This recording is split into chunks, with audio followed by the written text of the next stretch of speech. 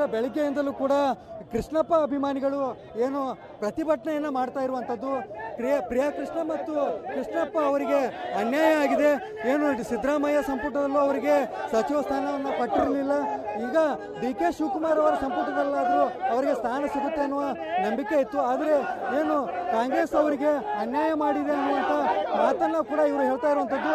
ಇಲ್ಲಿ ಏನು ಪ್ರತಿಭಟನೆ ಮಾಡ್ತಾ ಇದ್ದಾರೆ ಕಾರ್ಯಕರ್ತರನ್ನ ಮಾತಾಡಿಸುವ ಪ್ರಯತ್ನವನ್ನು ಕೂಡ ಮಾಡ್ತೀನಿ. ಏನು ಸರ್, ನಮ್ಮ ಪ್ರಿಯಾಕೃಷ್ಣ ಸಾಹೇಬ್ರಿಗೆ ಕೃಷ್ಣಪ್ಪ ಸಾಹೇಬ್ರಿಗೆ ಮಂತ್ರಿಗಿರಿ ಕೊಡಲೇಬೇಕು.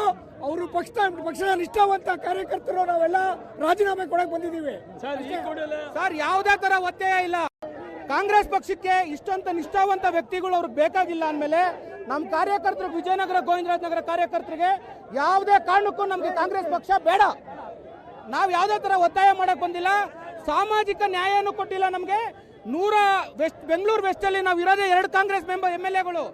ಆ MLAಗಳನ್ನ ಕನ್ಸಿಡರ್ ಮಾಡದೆ ಯಾವುದೇ ಕಾರಣಕ್ಕೂ ನಮ್ಮ ಲೆಕ್ಕಕ್ಕುಳ್ದೆ ಒಕ್ಕಲಿಗರ ನಾಯಕರಲ್ಲಿ ಪ್ರಬಲವಾಗಿ ಬೆಳೀತಾರೆ ಅಂತ ನಮ್ಮ ಪ್ರಿಯಾ ಕೃಷ್ಣ ಅವರಾಗಲಿ ಕೃಷ್ಣಪ್ಪ ಅವರಾಗಲಿ ಸರ್, ಒಕ್ಕಲಿಗರಲ್ಲಿ ಪ್ರಬಲವಾಗಿ ಆಗ್ಬಿಡ್ತಾರಲ್ಲ.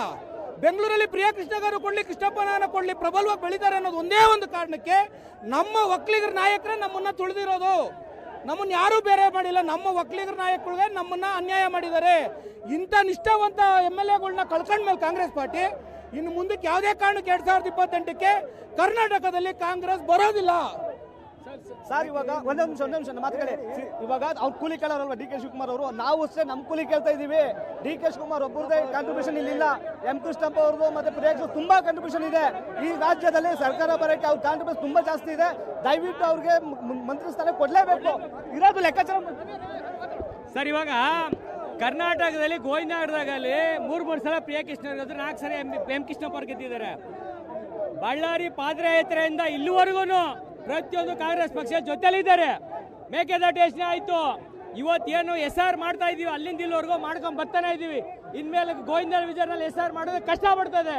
ಇಂಥವ್ರು ನಾನು ಮುಖ್ಯಮಂತ್ರಿ ಡಿ.ಕೆ. ಶಿವಕುಮಾರ್ ಅವ್ರನ್ನು ನಮ್ಮ ಸಾಹೇಬರನ್ನ ಮಿನಿಸ್ಟರ್ ಮಾಡಲಿಲ್ಲ ಅಂದ್ರೆ ಕಾಂಗ್ರೆಸ್ ಪಕ್ಷ ಎಷ್ಟು ವರ್ಷ ಸರ್ವಿಸ್ ಮಾಡಬೇಕಿನ ಸರ್ವಿಸ್ ಮಾಡಿ ಇಲ್ಲಿವರೆಗೂ ನಿಷ್ಠಾವಂತ ಕಾರ್ಯಕರ್ತರಾಗಿದ್ದಾರೆ. ಪ್ರಿಯಾ ಕೃಷ್ಣ ಅವರು, ಎಂ ಕೃಷ್ಣಪ್ಪ ಅವರು ಅವತ್ತಿನ ಪಕ್ಷ ದುಡ್ಕೊಂಡು ಬರ್ತಾನೆ ಇದ್ದಾರೆ. ಇನ್ಮೇಲೆ ದುಡಿತಾ, ಇನ್ಮೇಲೆ ಯಾರು ಕಾಂಗ್ರೆಸ್ ಪಕ್ಷ ಮುಂದಾಗಿದ್ದಾರೆ ಅನ್ನುವಂಥ ಮಾತಿದೆ. ಈಗ ಖಂಡಿತ ಹೌದು. ಇಡೀ ಗೋವಿಂದರಾಜನಗರ ಮತ್ತೆ ನಮ್ಮ ವಿಜಯನಗರ ಎಲ್ಲ ಕ್ಷೇತ್ರದ ಕಾಂಗ್ರೆಸ್ ಮುಖಂಡರುಗಳು ಈಗಾಗಲೇ ರಾಜೀನಾಮೆ ಕೊಡ್ತಾರೆ. ಮುಖಂಡರುಗಳು ಈಗ ತಾನೇ ಡಿ.ಕೆ. ಶಿವಕುಮಾರ್ ಹೇಳಿದ್ದಾರೆ, ಯಾರೇ ರಾಜೀನಾಮೆ ಕೊಡು 2 ನಿಮಿಷ ತಗೊಳ್ಳಿ ಅಂತ. ಇದು ಅವ್ರ ಶೋಭೆ ತರ ಮಾತಲ್ಲ ಇದು. ಯಾಕಂದ್ರೆ ಅವ್ರು ಹೇಳ್ತಾರೆ ನಾನು ತಾಳ್ಮೇಲೆ ನಿಂತ ಅವ್ರ ಹತ್ರ ಅವ್ರದ್ದು ಕೇಸ್ಗಳಿತ್ತು. ಕೇಸ್ಗಳಿದ್ದ ಕಾರಣಕ್ಕೆ ಅವ್ರನ್ನ ಯಾರನ್ನೂ ತಗೊಳ್ಳಿಲ್ಲ. ನಮ್ಮ ಯಜಮಾನರು ಆಗಲಿ ನಮ್ಮ ಪ್ರಿಯಾ ಕೃಷ್ಣರು ಆಗಲಿ ಯಾವುದೇ ಕೇಸ್ ಇಲ್ಲ. ಯಾವುದೇ ಒಂದು ಪ್ರಾಮಾಣಿಕವಾಗಿ ಮೌನವಾಗಿರೋದಕ್ಕೆ ಈ ಥರ ಆಗ್ತಾ ಇರೋದು. ಇಲ್ಲ ಅಂದ್ರೆ ಈಗ ಫಸ್ಟ್ ಇದರಲ್ಲೇ ಅವ್ರಿಗೆ ಸೀಟ್ ಸಿಗಬೇಕಾಯ್ತು. ಇದು ಯಾವುದೇ ಕಾರಣಕ್ಕೂ ನಾವು ನಿಲ್ಲಿಸಲ್ಲ. ಪ್ರತಿಭಟನೆ ನಾವು ಉಗ್ರ ಹೋರಾಟ ಮಾಡ್ತೀವಿ. ಇದು ಎಚ್ಚರಿಕೆ ಗಂಟೆ ಅಂತ ಡಿ.ಕೆ. ಶಿವಕುಮಾರ್ಗೆ ಮತ್ತು ಹೈಕಮಾಂಡ್ಗೆ ನಾವು ತಲುಪಿಸ್ತಾ ಇದ್ದೀವಿ. ಇದಿಷ್ಟು ಪ್ರಿಯಾ ಕೃಷ್ಣ ಮತ್ತು ಅವರ ಬೆಂಬಲಿಗರ ಮಾತಾಗಿರುವಂಥದ್ದು. ಏನು ಮೇಲ್ಗಡೆ ಕೂಡ ನೋಡ್ಬೋದು ನೀವು, KPCCಯ ಕಚೇರಿಯ ಮುಖ್ಯ ದ್ವಾರ ಏನಿದೆ, ಆ ಮುಖ್ಯ ದ್ವಾರವನ್ನು ಸಂಪೂರ್ಣವಾಗಿ ಅವರು ಆಕ್ರಮಣ ಮಾಡಿಕೊಂಡು ಎಲ್ಲರೂ ಕೂಡ ಅವರ ಕೈಯಲ್ಲಿ ಒಂದು ಪ್ಲಕಾರ್ಡ್ಗಳನ್ನ ಹಿಡಿದು ಆಕ್ರೋಶವನ್ನು ಹೊರಹಾಕ್ತಾ ಇರುವಂಥದ್ದು. ಅವರ ಬೇಡಿಕೆ ಇರುವಂಥದ್ದು ಇಷ್ಟೇ. ನಮ್ಮ ನಾಯಕರಾದಂಥ ಏನು ಕೃಷ್ಣಪ್ಪ ಅವರು ಮತ್ತು ಪ್ರಿಯಾ ಕೃಷ್ಣ ಅವರು ಹಿರಿಯ ಶಾಸಕರಾಗಿರುವಂಥದ್ದು, ಇವರಿಗೆ ಅನ್ಯಾಯ ಆದರೆ ನಾವು ಸುಮ್ಮನೆ ಇರಲ್ಲ, ನಮ್ಮ ಏನು ಹೋರಾಟ ಹೀಗೆ ಮುಂದುವರಿಯುತ್ತೆ ಅನ್ನುವಂಥ ಆಕ್ರೋಶವನ್ನು ಕೂಡ ಅವರು ಹೊರಹಾಕ್ತಾ ಇರುವಂಥದ್ದು.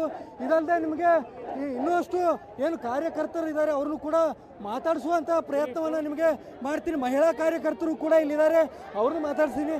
ಹೇಳಿ, ಏನು ನಿಮ್ಮ ಸರ್? ನಮಗೆ ಪ್ರಿಯಾ ಕೃಷ್ಣ ಅವರು ಕೃಷ್ಣಪ್ಪ ಅವ್ರಿಗೆ ಸಚಿವ ಸ್ಥಾನ ಕೊಡಬೇಕು. ಕೃಷ್ಣಪ್ಪ ಅವರಿಗಾಗಲಿ ಪ್ರಿಯಾ ಕೃಷ್ಣ ಅವರಿಗಾಗಲಿ ಸಚಿವ ಸ್ಥಾನ ಕೊಡಬೇಕು ಅಂತ ಕೇಳ್ಕೊಂತ ಇದ್ದೀವಿ. ಸಿದ್ದರಾಮಯ್ಯ ಸಂಪುಟದಲ್ಲೂ ಸಿಗ್ಲಿಲ್ಲ. ಕೃಷ್ಣಪ್ಪರಿಗಾಗಲಿ ಪ್ರಿಯಾ ಕೃಷ್ಣ ಸಿಗ್ಲಿಲ್ಲ. ಡಿ.ಕೆ. ಸಂಪುಟದಲ್ಲೂ ಸಿಕ್ಕಿಲ್ಲ. ನಾವು ಮುಂದಿನ ಹೋರಾಟ ಉಗ್ರ ಹೋರಾಟನೇ ಮಾಡ್ತೀವಿ. ಸಚಿವ ಸ್ಥಾನ ಡಿ.ಕೆ. ಶಿವಕುಮಾರ್ ಇವತ್ತು ತಕ್ಷಣಕ್ಕೆ ಪ್ರಿಯಾ ಕೃಷ್ಣಪ್ಪ ಕೊಟ್ರೆ ಈ ಉಗ್ರ ಹೋರಾಟ ನಿಲ್ಲಿಸ್ತೀವಿ.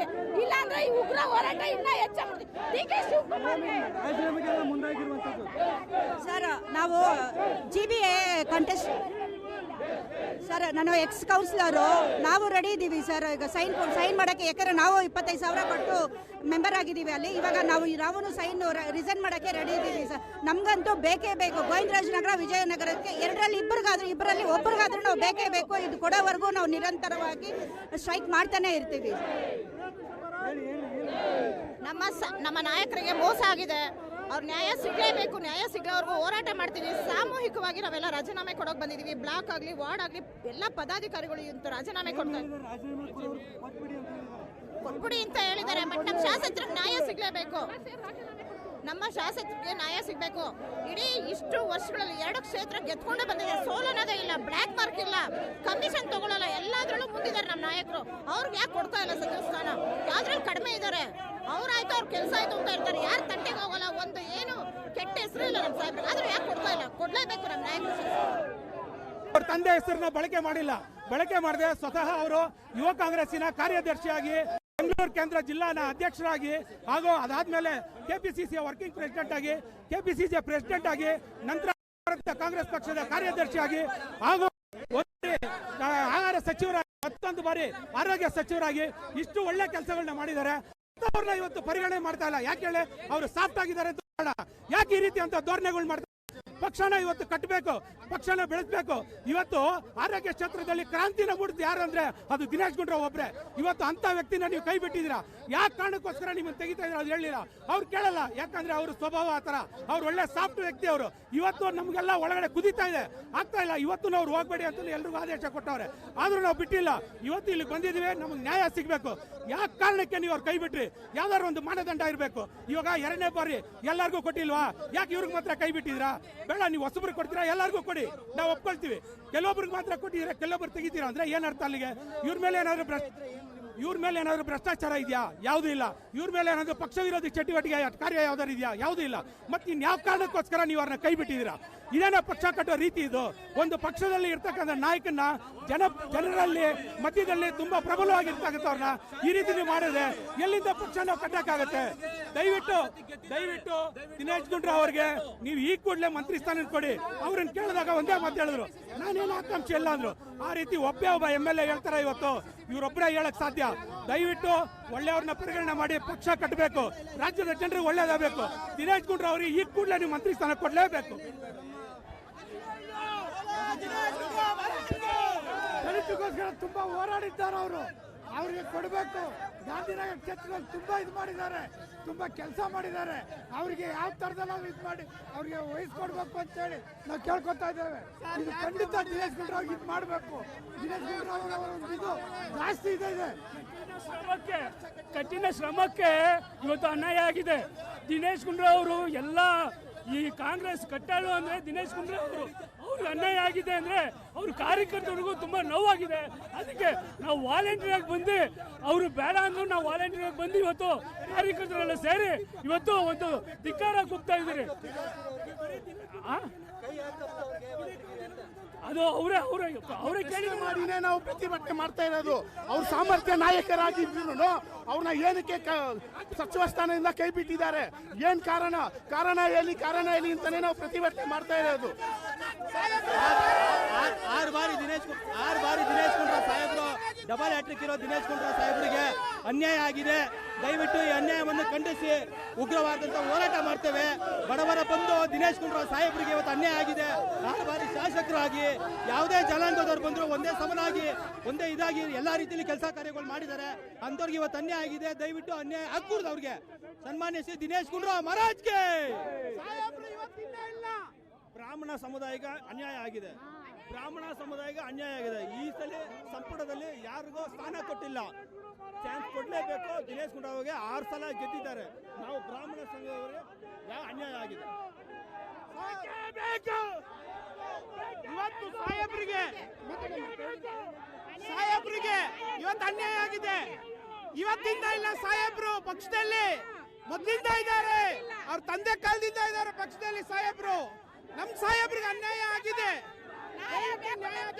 ನಮ್ ದಿನೇಶ್ ಗುಂಡೂರಾವ್ಗೆ ನ್ಯಾಯ ಬೇಕಪ್ಪ. ಇವತ್ತು ನೆನ್ನೆಲ್ಲ ಬಂದಿಲ್ಲ, ಎಷ್ಟು ವರ್ಷ ಎಲ್ಲ ವರ್ಕ್ ಚೆನ್ನಾಗಿ